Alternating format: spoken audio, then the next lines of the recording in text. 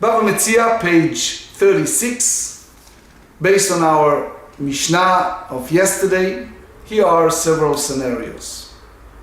Reuven, he is planning to travel from one state to another. He went to Shimon and he said, "Do you have suitcase?" Shimon said, "I have two. I just bought it."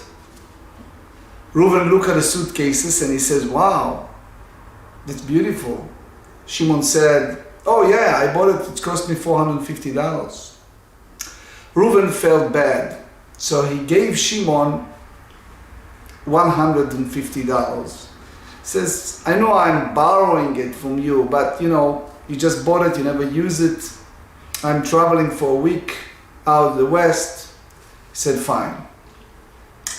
Reuven traveled to the West, get to that hotel, settled there, put the two suitcases in the safe place. Guess what happened? Big fire, one of the rooms in that hotel caused a fire, and everything is gone. Or, if you put it in a safe and someone break in beyond his control and stole the two suitcases. So the hotel went ahead and granted Reuven with large sum of money, give him $10,000. Based on our study of yesterday, Shimon has no claim. Since Reuven paid him, it turns to be some type of renter. He paid him some of the value. But we'll discuss it later on. Another scenario, again, real scenario. Reuven went to Shimon, who lived in a city in one of those Fifth Avenue, gorgeous, beautiful apartment building. And he said, "I know you're going away to Europe. I would like to rent your apartment." Shimon said, "That's good. I'm willing, be happy to give it to you." So Reuven asked him how much. They agreed to, let's say, $5,000, which for the city for several weeks, it's a normal price. Reuven walked in that beautiful apartment and he noticed that there is a super expensive furniture from Louis XV and all kind of expensive furniture. So he called up Shimon and he said, "Do you have insurance?" He says, "Yeah, I do." He says, "Do you have insurance for all the furniture?" He says, "I have a basic insurance for my apartment." So Reuven said, "Look, I see all this furniture. I'm making my own separate insurance." And sure enough, he called the insurance company. They cover it for a huge sum of money, let's say $800,000. And it was large sum of the expense of the policy. 2 days later, one of the neighbors placed something with the electrical wires or something, and it was a big explosion. The apartment was okay, but the entire furniture kaput. It's over. Week later, guess what? Reuven received a big check of almost $1 million from the insurance company. Shimon lost all this expensive furniture. Does Shimon have any claim over that? Obviously no. But we need to understand why and how. Third example, again, all based on our study of yesterday and today. Let's use different names. Levi and Yehuda. Levi lived in Israel, in Yerushalayim, and he owns a very basic Sefer Torah, inexpensive Sefer Torah, let's say value of $30,000. And it was in that low-class neighborhood that hardly working class people, they have a synagogue, community synagogue, and they have no Torah. So Levi gave that neighborhood synagogue the right to use his Torah, and he was part of the community and they used the Torah, and it was only one Torah in the community. Unfortunately, fire took place and everything wiped out. The insurance and the government came out and said, you can be temporarily in some caravan, but we'll build you something. But people in the city and the outside communities and others get together 200,000 shekel, which is again about $60-some thousand, double amount of money for the original Torah, and they gave it to the community in order to purchase a brand new Torah for them. Basically, Levi lost his right over the Torah because, as we said, it was part of that congregation. The Torah was given to them to use, but he was part of them, and he has no zchiyah, he has no right over that. Obviously, why and what and where and how, we're going to discuss later. But let's zoom into our first in that very fascinating subject of question of Arbaat HaShomrim, the 4 different type of guardians, which we delve in particularly in this parak, and we go to some statement in the Mishnah. The Mishnah obviously goes back to the time of the Talmud, but as we see, there's a lot of applications. Talk about Reuven, Shimon, and Levi. Reuven was the owner of valuable cow. Those days, they used cow for several reasons. So he leased that cow to Shimon. So Reuven is the owner, and Shimon is the socher, is one who needs to report to Reuven. He is the one who paid for the cow. Now, Shimon went ahead and he took that valuable cow, and guess what he did? He lended to Levi. So now Levi is a borrower, is a shoel. He needs to report to Shimon. Something happened behind his control, total honest to Levi. Now, Levi is a shoel, is a borrower. Borrower, chayav bonasim. He is responsible even in the case that it was beyond his control. Shimon is a socher, is one who paid for the cow. So he is patur me'ones, is exempt. So guess what happens here? Several cases of testimony that turns out to be untruthful from those people. The Mishnah speaks about Shimon that went ahead and took a false oath to Reuven. He said to him, it was beyond my control, and because he took the false oath, he's exempt from payment. Levi, however, he needs to pay the value of the cow. So what it turns out, that Shimon is making money over the cow that belongs to Reuven originally. Is that can be? So we're going to see 4 scenarios that great rabbi by the name of Rabbi Yomi, he brings something that we learn also in Tractate Shvuot. And Rabbi Yomi speaks about Shvuat Sheker, those who give a false oath. In certain circumstance, it's not even anything to gain out of that. But as far as the Shvuat Bitui, uttering a word that is not true, we have a principle, a klal. And the principle you should remember, because it's a very basic to understand the upcoming sugya. The principle goes like this: Kfirat mamon asham.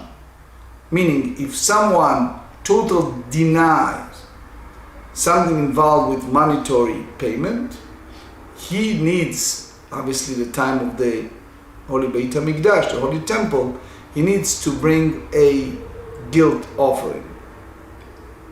Bitui sfatayim, if he's utter in his word untruthful statement, simply speaking, general speaking, he said in his testimony that he ate and he didn't eat. Just a simple example, right? So it's called shvuat bitui, and he needs to bring korban chatat, a sin offering. So here we have a situation that someone was untruthful in his statement. If he lied that it was some gain out of that, he needs to bring a guilt offering.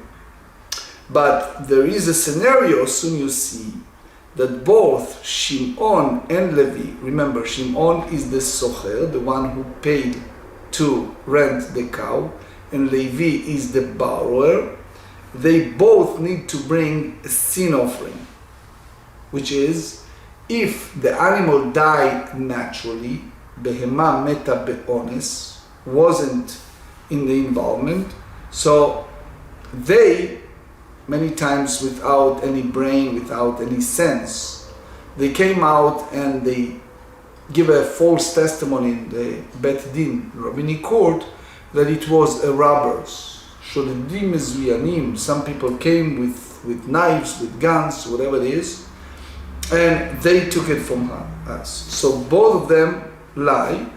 They didn't gain anything out of that, but because, as we said, the socher patur be'onasim, the one who paid, Shimon, is exempt from, if it's beyond his control, and shoel chayav be'onasim, the borrower is liable if it's honest, and they lie, so they need to bring a sin offering. If that animal was stolen, both of them needs to bring a guilt offering. Why? They came out and they said, meta mechamat melacha. Guess what happened? The animal died in a natural way because of the work. So now it's different, because previous scenario, they lie over something that don't get anything out of that. Here they lie of something that they gain out of that income. So because nishbe'u bedavar she'ervichu bo, they make an oath over something that they generate for themselves income. Here they have to go by the guilt offering. Obviously, we go to also a scenario that the animal die honest, meaning beyond their control, and they lied. They said meta mechamat melacha. So can be Shimon needs to bring sin offering, Levi bring guilt offering, and soon you see also the other way. So the idea is, we are not hold, as we explained yesterday, the view of Rabbi Ami. Tosfot here expand on that, but let's go first to the concept. So if someone take an oath for some oath that does not gain anything out of that oath, he needs to bring a sin offering. And if someone give a false testimony against claim for another fellow and he gain income of that, and then he come back and he admitted that it was untruthful testimony, he needs to bring a guilt offering. So here we are, Amar Rabbi Yirmiyah. Rabbi Yirmiyah tells us, Pe'amim sheshnehem bechatat. Meaning, Rabbi Yirmiyah tells us that there is a scenario that you think both of them brings the same, but if the renter and the borrower each took a false oath and are liable to bring offerings for their false oath, there are times that both Shimon and Levi are liable to bring a sin offering. Page 36, פעמים ששניהם באשם, פעמים שהסוחר בחטאת והשואל באשם, פעמים שהסוחר באשם והשואל בחטאת. Here, as we said, according to the scenario of Rabbi Yomi, we have here 4 scenarios of the socher and shoel. Socher is a paid guardian, shoel is a borrower. Situations that both of them, guilt offering, sometimes one sin offering, one guilt offering, and sometimes the other way around. Haketzad. Go and give me a clear example of that principle when it's a false oath turns different form of offering. So we start with kfirat mammon. To have a denial of monetary matter, meaning he gained that income out of lie, out of a untruth statement, untruth oath. So therefore, because he lied, he later on admitted, and therefore he needs to bring asham gzeilot, a guilt offering. Bitui sfatayim, when it's the utters of lip, meaning, as we explained earlier, there are some circumstances that people make a shvuat mammon, an oath over monetary matter, that they don't gain anything out of that. Therefore, chatat, bring a sin offering.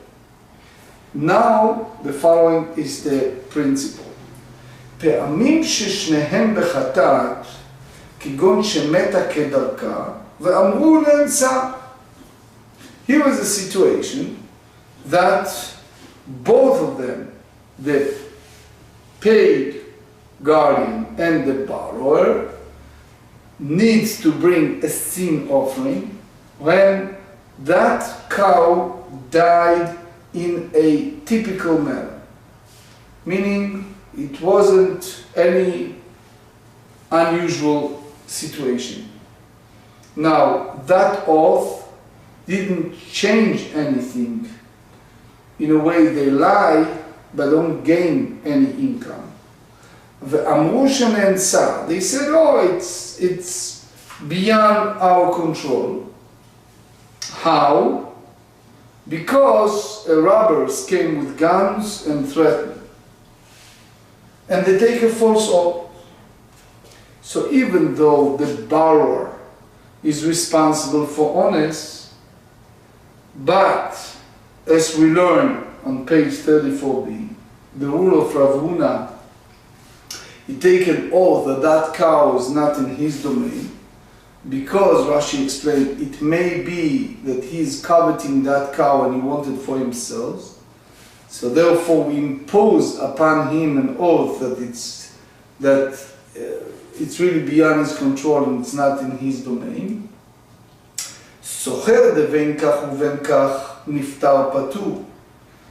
The paid guardian, regardless if he say the truth or now that he take a false oath, he exempt as a general principle for honest besocher patu, that the paid guardian beyond his control is not need to be responsible for honest, yet he is liable for a sin offering bechatat, because he's not gained anything out of this lie, which is shvuat bitui, false utters that taking that oath. Sho'er, the borrower, the venkach uvenkach chayu v'meichayev. He is responsible in honest, and therefore, even if he's taken oath, he is responsible bechatat, in sin offering, and not in guilt offering. Why? Because he's also not gained any income by this false utterance.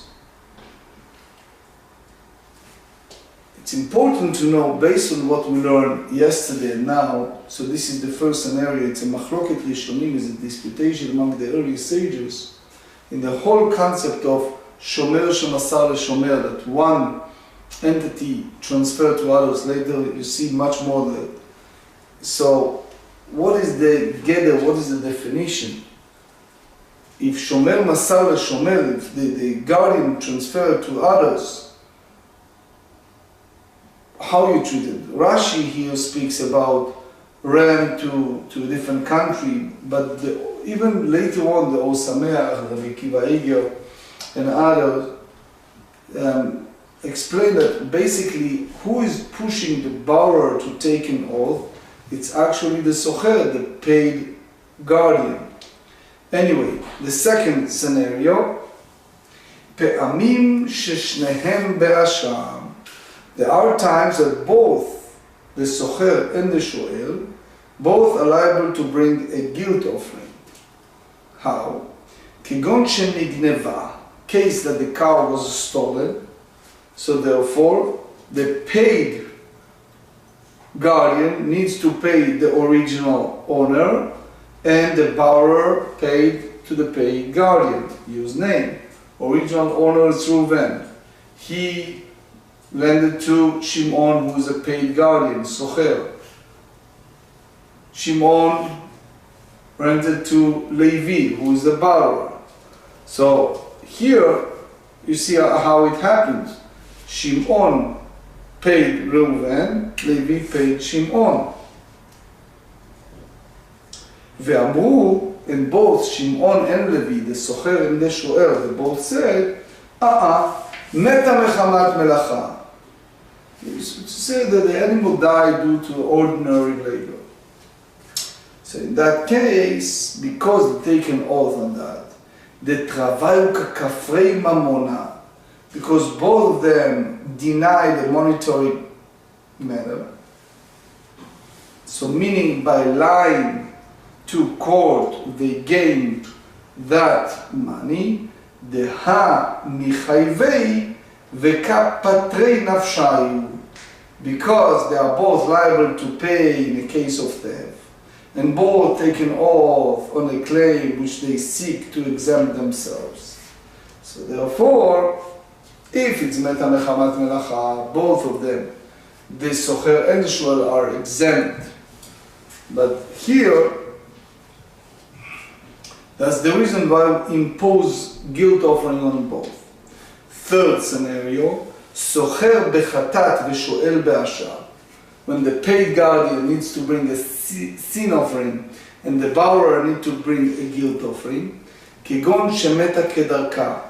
The animal, the cow, died in a regular manner. So now the paid guardian is exempt from paying, and the borrower needs to pay, Levi need to pay to Shimon. ואמרו מתה מחמת מלאכה, and they take an oath that the animal died because of the labor. סוחר דבין כך ובין כך נפטר פטור.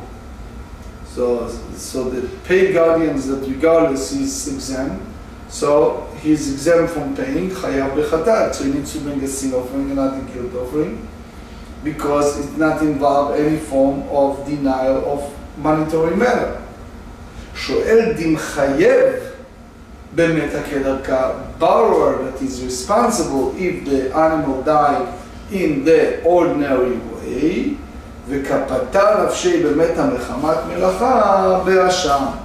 And he exempt himself with the claim that he died due to ordinary labor, is liable to bring a guilt offering. So Tosfot Rosh asked a question, what exactly the type of oath applies to a borrower? Because the paid guardian, in a way, the same as a borrower, he can, in a way, for the owner, it doesn't make a difference. Rabbi Kiva Eger tried to say that it's Tvi'ah neged shoel rishon. The first one whom they followed the claim was against the borrower. That's the way the Or Sameach explained. The fourth and the last scenario, socher be'asham ve'shoel b'chatat. The times when the renter is liable to bring a guilt offering and a borrower liable to bring the sin offering, it's the case where כגון שנגנבה ואמרו מתה כדרכה. The cow was stolen. So here was the rules that the paid guardian needs to pay the owner, Shimon needs to pay the Reuven, the owner, and Levi, the borrower, needs to pay to paid guardian, to Shimon. ואמרו, and both of them, it was honest, they said, meta kedarka. The animal died in a natural manner of labor, and they took a false oath, while the truth is that the animal was stolen. Socher demechayev b'gneva v'aveda.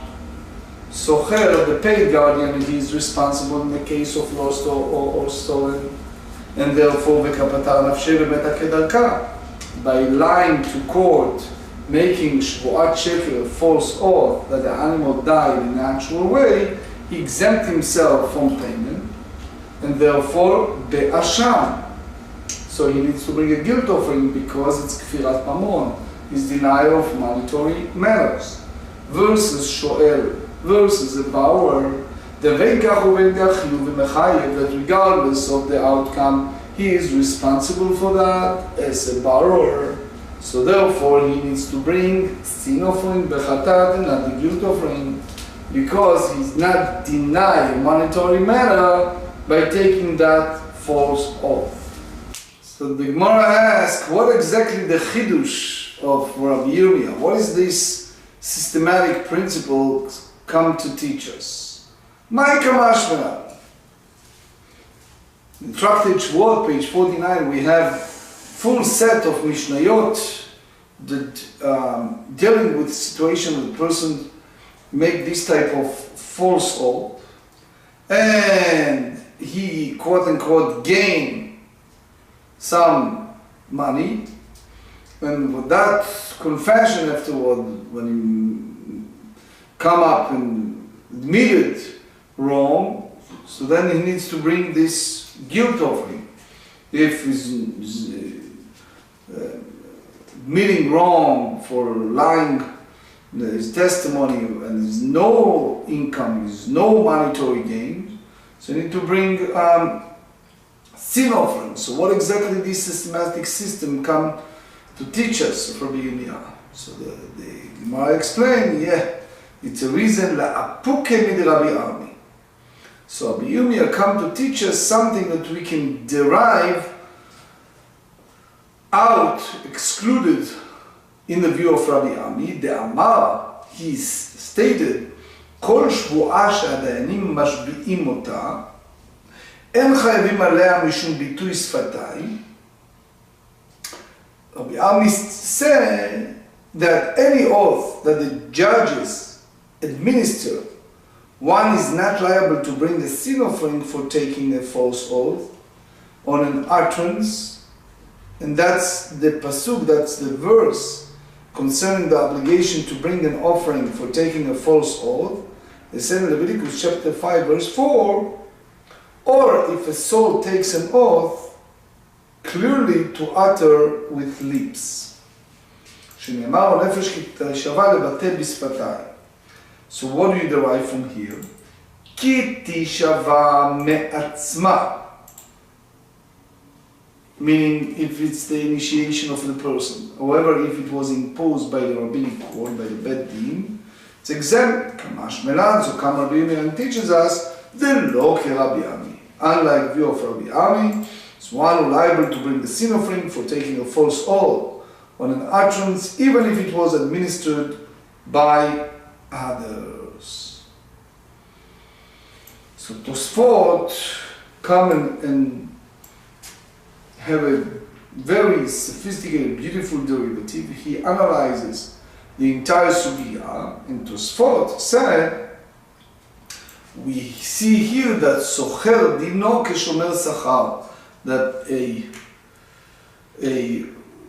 someone who rents has the same halachic status as a paid guardian. So from here, the Minchat Chinuch have a big mahalach. If you have a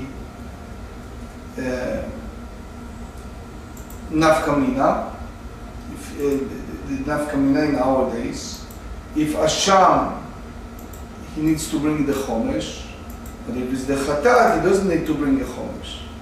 So he said nowadays, if someone take a false oath, so we don't have a guilt of him, right? So why don't have chomesh? And you bring the famous Rosh, Rabbeinu Asher, that said that there's no chomesh nowadays. So he asked why. But anyway, now we in the sugya of shomer shemasar leshomer. We have here this disputation among the Amoraim in regards to a guardian who conveyed to another guardian to the deposit with which he was entrusted. Itma, shomer shemasar leshomer. You have here owner Reuven. He gave a deposit to Shimon. Shimon, without knowledge or consent of Reuven, he gave that estate, that pikadon, that trust, that deposit to another fellow Levi. And all of a sudden, that item was lost or stolen. Rav Amar Patur. Rav said to exempt the first one, Shimon. Why? Because if he himself continued to watch it, so he is exempt. Now, it's very important to spot here, expand on the concept. Even though every single one agreed that Shimon has no right to take the deposit that he received with the trust from Reuven and give it without the consent of Reuven, the owner, to Levi.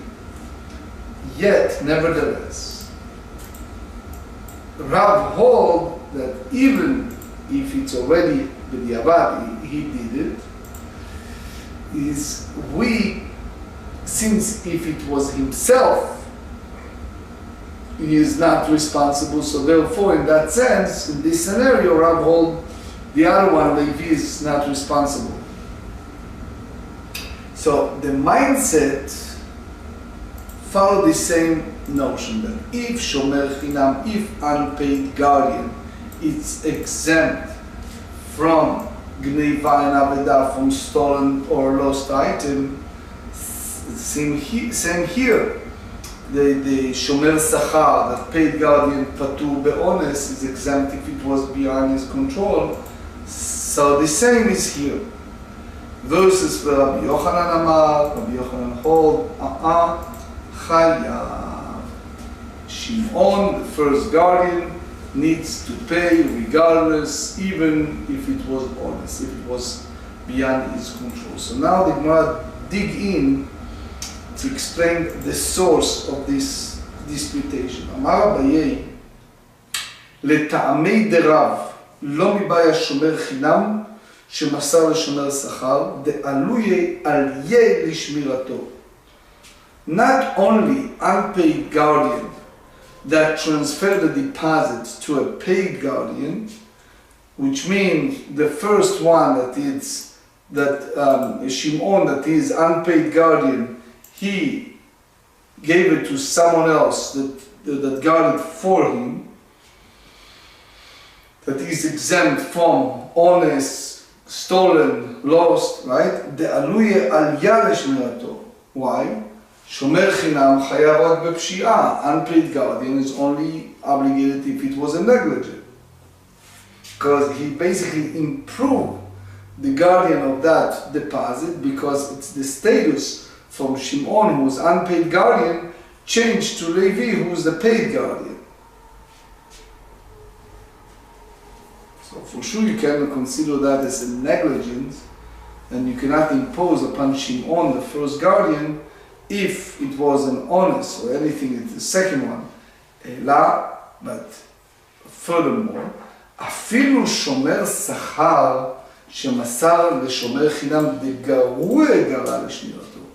Even you go the other way around, if the scenario is that the second, meaning the first person, the first guardian is a paid guardian, and he transferred to another person who is unpaid guardian, so in that sense it's downhill, it's less, because the quality of guarding the item in that sense, unpaid guardian is less responsibility or less quality of guardian. Patur is exempt if it was beyond his control. Maitama the hamesara leben da'at, because he conveyed a deposit to a mentally competent person and thereby effectively safeguarded the deposit. So Rashi tells us that it's basically the form of shaliach, the form of agent. This third person was this agent for the second one to guard. Ramban, others, Rashba, Ran disagree with Rashi. They hold that the second guardian is totally in replacement of the first guardian. So Rabbi Shimon Shkop asked, Rabbi Shimon Shkop was one of the luminary in the past yeshiva world. He asked, why lama lo patur legamri? Why is not totally exempt? Why? Because that's included gneiva and aveda, stolen and lost item. And he explained that that's hemshech shlichut shelo, that is a continuation of his shlichut. And what is exempt, mashu patur, patur. What is exempt is exempt.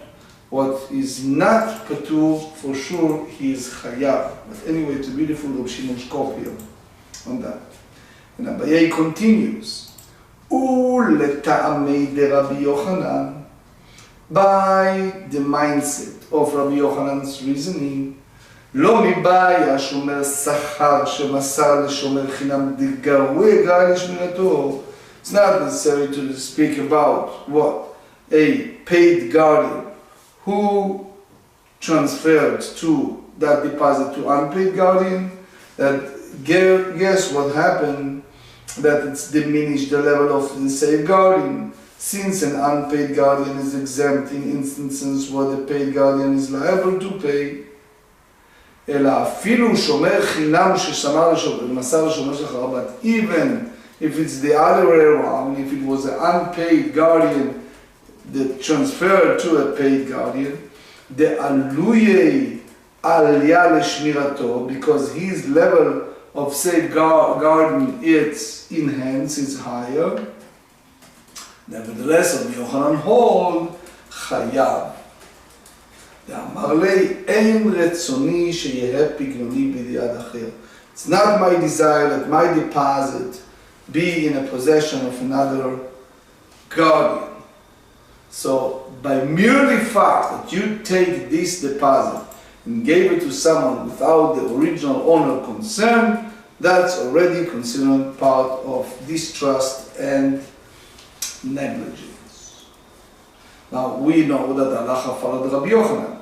That is for sure gazlanut, because taking away an item without the consent, then it chayavta be'onsin kegazlan. So you are responsible even in this situation like you're honest, the same as a regular gazlan, regular robber.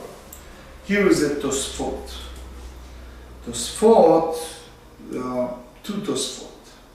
One is Rav Ami Bar Patur. ואם תאמר ואתנן פרק ג' וגיטין למאמר תו למנה חפץ פלוני לא ישלחנו ביד אחר. So here Tosfot said what we learned in Gittin 29. שליח עושה שליח, one agent, one guardian one emissary, one agent can make another person another agent. For example, if the husband sent a shaliach, an agent on his behalf, and he said, take my silver cup, קח את הגביע לפני הגט. Meaning, when you go there for the get, first take my gavia. So, over there, it's a question if that can take effect. ויש לומר דאף על גב דאסור להפקידו ביד אחר, מכל מקום בשביל כך אינו חייב בפרוע. So here is the Tosfot, this one and the next one, also have the הגדרה, the definition of אין רצוני שיהיה פקדוני, that I do not wish to see my deposit in the possession of another person.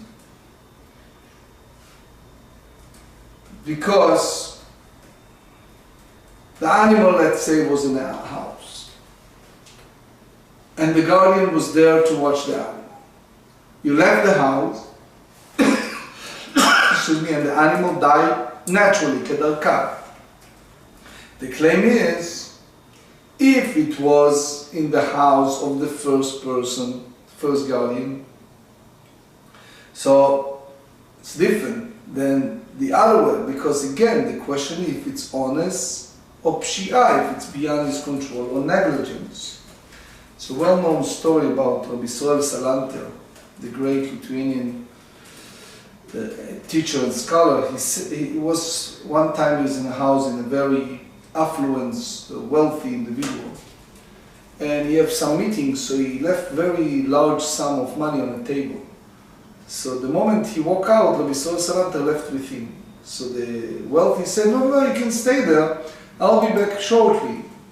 He says, no, I'm leaving, I'm not staying alone in the house with all that money. So he said, Rabbi Yisrael Salanter, I trust you, I have no problem with the wealthy person. So Rabbi Yisrael Salanter said, I'm sorry, but I don't trust myself. He says the same as Ilchot Yichud, you don't taking chances. So anyway, the Gemara asks how Rav knows the whole concept that guardian that transferred to another one is exempt from payment. So the Gemara says, Amar Rav Chizda, had the Rav this important din that Rav stated, that stated on behalf of Rav, that lav beperush itmar, it's not stated explicitly, not stated by him, ela miklala, you derive it from halacha, infer from the halacha in this end. Now, he's about to give us a beautiful story that we can derive a lot of things time allow.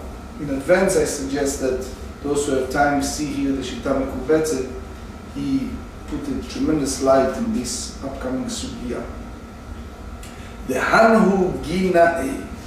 So it was a team, a group, a company of gardeners.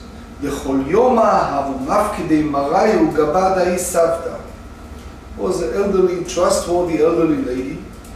Instead of schlepping, carrying all these tools from their site back to their location, was a house by elderly ladies, a win-win situation. She needs some income, they need to drop their stuff someplace. It was located in her property someplace, and those people used to pay her like flat fee, and they dropped it by her their tools. יום אחד הפקידינו לגבי אחד מן היו. One day they changed the regular manner of which they used to put it by her, and they put it in one of the gardeners. During the day, Shamakara Behilula. Nafakazad. So that gardener heard that he's in a village, there is a wedding. Not every day you have a wedding, and those days when you have a wedding, everybody in a village will attend. So he left everything and he went to the wedding. Nafak Azal. went to participate in that simcha, Afkidiנו לגבה דאי סבתא. So guess what? Collect those tools. You went to that elderly lady and you dropped it by her. So שיטה מקובצת explained that she had, as we said earlier, חזקת נאמנות. She was already the one that everyone else used to drop their tools by her. עד דאזל ועתה איגנו מראיו. Until this fellow slept by her, went to the wedding, comes back, those tools are gone. עתה לקמי דרב ופטרי. So that gardener attend Rav to ask him a shayla, to ask him a question. What's the halacha? And Rav exempt him from paying. Mandechaza.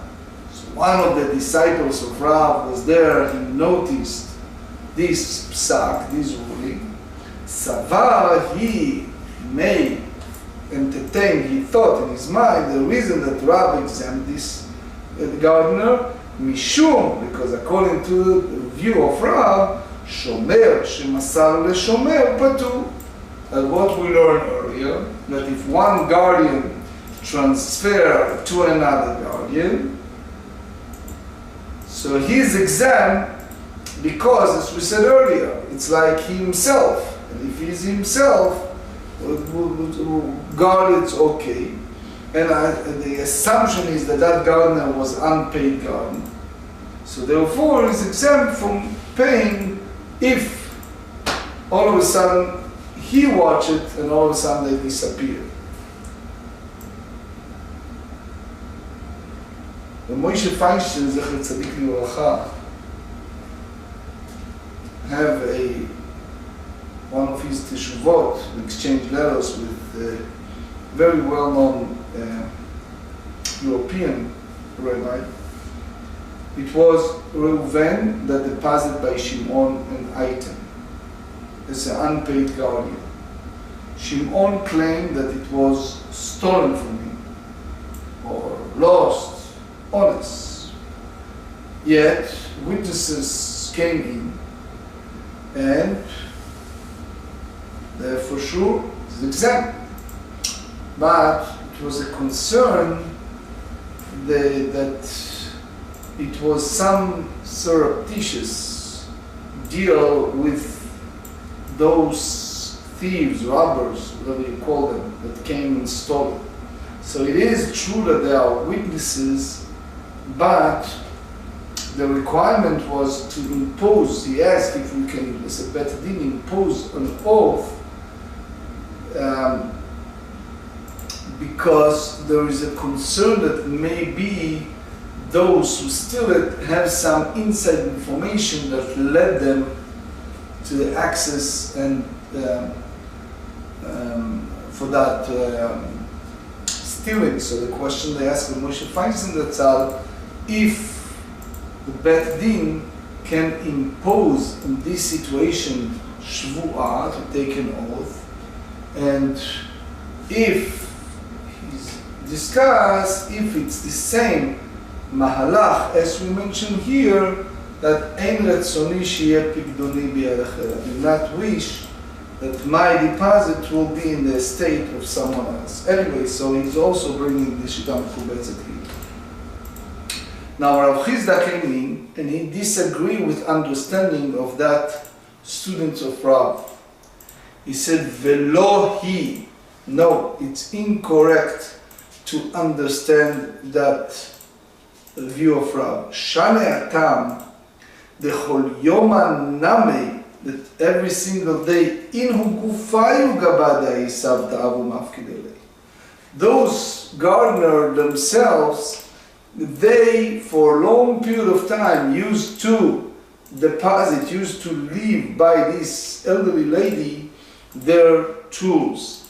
So they cannot come up and say, oh, all of a sudden you decided to go to the wedding and you dropped it by her, oh, you didn't get our concern. And Shita Mekubetzet emphasized that what happened here is no, by any means, notion that those gardener all of a sudden decided, we don't trust this lady.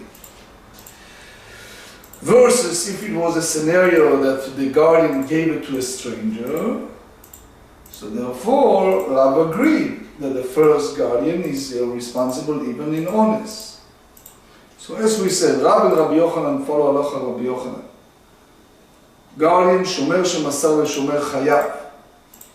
Here you can't have that claim, because always they deposit by her.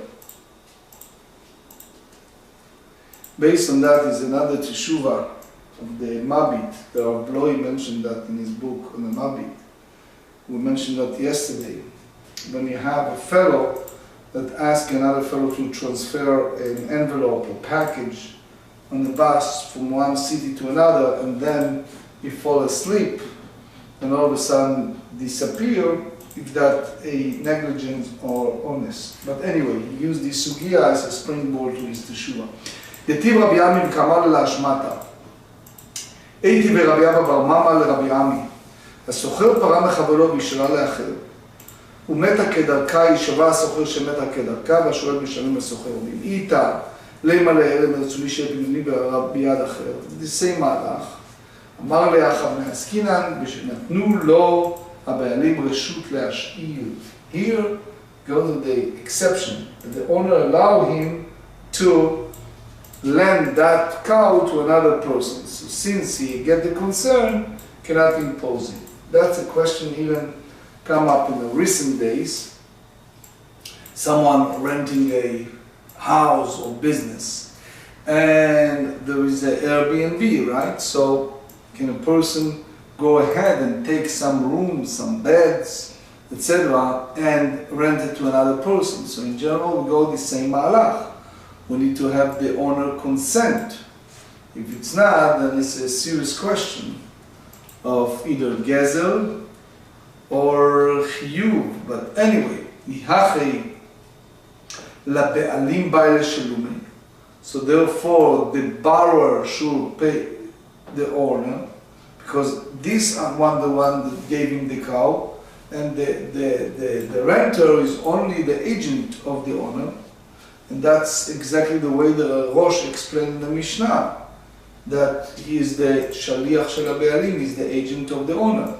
The amulei leda'atach, because they said it lend this deposit to another at your discretion. So consequently, it is not considered as if the owner lent it to the borrower. That's the way Rashi explained. So the Rashash asks, if that's the case, why Reuven did not have a halek, a portion? As we used the story earlier, what do you do with someone who purchased insurance? Or someone who purchased it can be insurance for the furniture, it can be a purchase separate life insurance, building insurance, or any type of estate that the person can claim that I was a shutaf, I was the owner, because without my para, without my estate, the other party will never be able to get there. But anyway, Mativ Rabbi Bar Chama. Rabbi Bar Chama challenged the view of Rabbi Yochanan from the Mishnah. We're going to study Mitzvah Shem on page 42. Hamafkid ma'ot etzel chavero. So here you have a question of someone who deposited coins with another, that the guardian bound it in the cloth and slung it behind him. Tzraram b'ifshilan la'achorav. So tzraram b'ifshilan la'achorav, that's considering a pshia, that's a negligent. Why? Because a person, mafkid ma'ot chavero in those days, the way to deposit was in the karka, in the ground. If you want it on your body, titzro, put it together and put it tasim lefanecha, put it to the front of you. What did he do here? He put it behind him. מסרה לבנו לביתו הקטנים ונעל בפניהם שלא כראוי. Or what did he do? He gave it, he conveyed it to his minor son or daughter for safeguard, or locked the door before the coins in an inappropriate, which is insufficient manner to secure them. So, because the Rashi explained that obviously you lead to crisis. The Rif and the Rosh have a different side. It said, Osh na'al bifneim shelo karaui. In the third scenario, that he left the guardian in his house, or in his safe, and the way he locked it was not total lock, no proper fully lock. Chayav, he is obligated to pay, shelo shamar kederech hashomrim. There's a negligence, pshia, didn't guard the way that it should be, the manner of a typical of bearers or guardians. Tama diktenim, the reason that he is considering a negligent poshea and needs to pay because he gave it to a minor children. Hagdolim patur, but if he gave it to the oldest one, he is exempt. Why? Amai? He can say the same thing. I do not wish to have my deposit be in a possession of another person, another guardian. Therefore, even if the children are adults, the guardian should be liable to pay. The story, the late Bava Rebbe relates, it was two merchants that came for a din Torah. Reuven and Shimon. Reuven gave Shimon some money in a big envelope, and he put it in the back. And unfortunately, it was stolen from him. So the question is, he bring the Chtam Sofer, but he said that it's not Shmirat Tova, it's not the proper guardian based on Gemara.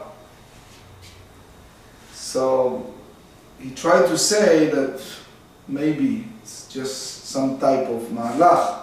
It says in the Chtam Sofer's time, they used to walk with a short jackets. Now there are long robe, long jackets. And that's the way Reuven and Shimon as the Hasidim were. So therefore it's considering a Shmirat Torah. But anyway, the Gemara responds, Rava said no proof can be cited because it's clear in the case of anyone who deposits an item with another, kol hamafkid, any fellow that put the deposit by his fellow to guard it.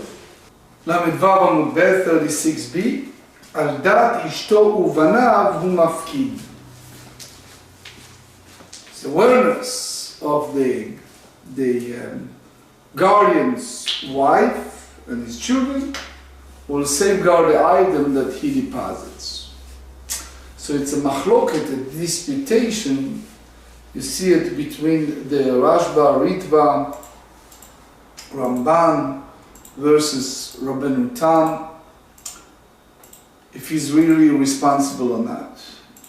Many Rishonim say that the first guardian is total exempt from payment, and even if his wife or sons cannot pay, he is not responsible to pay instead of them. Rabbeinu Tam in Tosfot page 42 said that it is his responsibility, and first guardian is still responsible. There is a discussion among early and late rabbis what exactly the definition of Geder Dat Ishto Uvanav. What's the definition of that, and what is the responsibility of one versus another? Based on this sugya, Rabbi Yaakov Bloy in his Teshuvah, in his write-up, he asked a question: how you treat the situation when Reuven gives to Shimon a project? It can be just a electric item to fix or project to do, and in the midst of work, he decided that Shimon decided that he needs some subcontractor and another person. And Reuven said, you know, I don't want I don't want my deposit, my item to be work and to be involved with a third party. Anyway, Amri Nahardi, the sages of Nehara said, if you go by the language of the Mishnah, Dai Kaname, that is exempt. Why? דקטני או שמסרה לבנו ולביתו הקטנים, חייב הלבנו ולביתו הגדולים פטור מכלל דלאחרים. Meaning if he transferred from that language to other people that not wife or sons, לא שנה גדולים ולא שנה קטנים. There's no difference between old or young. חייב, he is responsible according to Rabbi Yochanan to pay regardless. The imken, and it's not because it's his son, litne ktanim stama.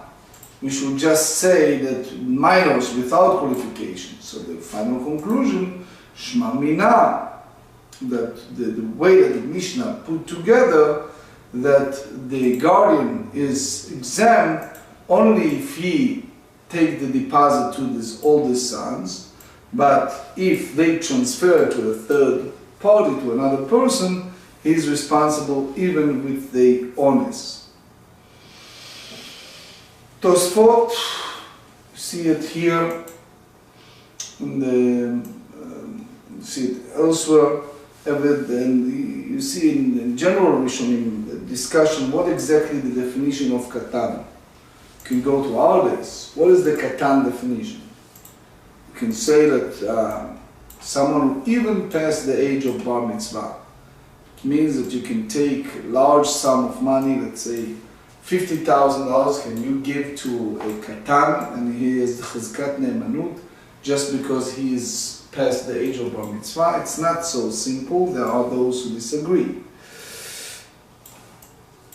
Amar Rava, hilcheta shomer shemasar leshomer chayav, says the halacha that the guardian who conveyed the deposit to another guardian is liable to pay, even in honest.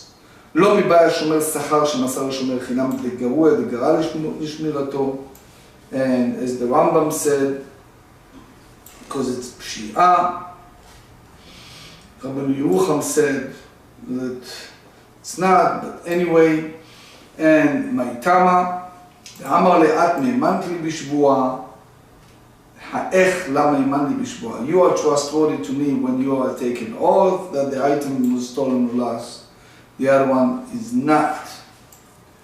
So even the second one, the Rabbeinu Asher said that the second one claimed or known as a trustworthy person, even more than the first one. But the one who deposited to Reuven can say, look, I did not give it to you, and you cannot impose on me to trust another entity that I never did any business with and I never know him from anything. And basically Rabba hold posek ki Rabbi Yochanan, that even if it's a mashbiach b'shmirato, even it's upgrading nets, this the nafkamina, if the socher ha'ayt shomer, if the one who see that Chafetz Chaim is a well-known story about Chafetz Chaim. One time it was a fire in his house, and before looking for his own items, he was looking for all those envelopes that people with the trust deposit by him. The Maharam Shif, based on this sugya, expand the idea of Reuven. He deposited an item by Shimon, and Shimon put it in the refet, the stable, and all of a sudden it was a fire. And the question is, what can you do if he carries the dinei shomer or not? Because again, question is if it's a pshia or not pshia. Tosfot here and others, it's very important to remember that that's the omek of the entire sugya here, that the machloket between Abaye and the Rabbah. The Abaye, just let's see it, Abaye, the Taina, the claim, I do not wish to have my passed by another person, that's pshia. Meaning, if it was in the house, it will not happen. The whole idea is, it's because he left the house, this has happened. According to Rabbah said, look, malach hamavet, maliacha, maliata. That's what you see it in Tosfot and so on, others, that there's no difference. I'm not accepting Shvuah because you don't ne'eman, you don't trust in Shvuah. Another disputation when it's come to the law of Shomrim, and the Gemara put it together with the previous one. And here is the machloket be'atakat hashmuah, is a disputation how they relate or paste that teaching. And again, the upcoming one is either unpaid or paid guardian, that they are responsible in negligence, not in honesty. Itma, Pashaba, Biyatzat La'agam. Here is a case that one was negligent in safeguarding the animal, and it went into a marsh where it was susceptible to thieves and predatory animals. Umeta kedarka. And the animal died in a typical manner. Abaye mishmei derabba amar chayav, Rabba mishmei derabba amar patur. So the first one said that he is responsible because he is responsible. Even the animal died naturally, soon you see why. Rava said it's exempt. Abaye mishmei derabba amar chayav kol dayana דלא דיין כי העדין עליו דיין הוא. So, לא מבאי למאן דאמר תחילתו פשיעה וסברו באונס חייב, אלא אפילו למאן דאמר פטור אך החייב. מייתמה,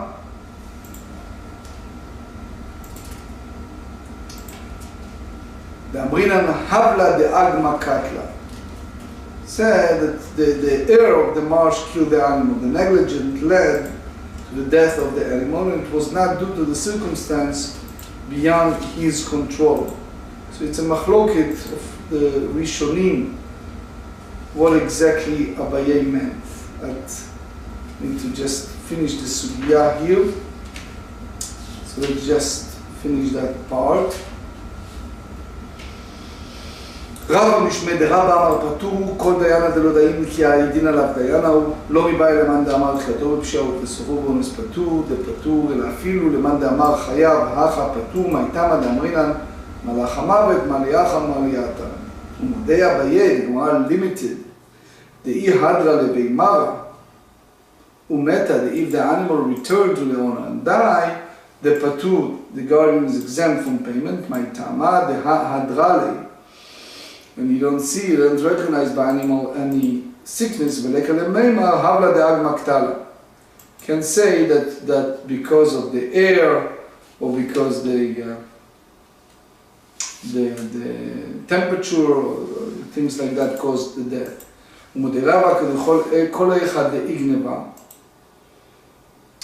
גנב באגם ומתה כדרכה בגנב דחייו. מייתמה דישב כמלאך המוות בביתי דגן וערבה קיימה.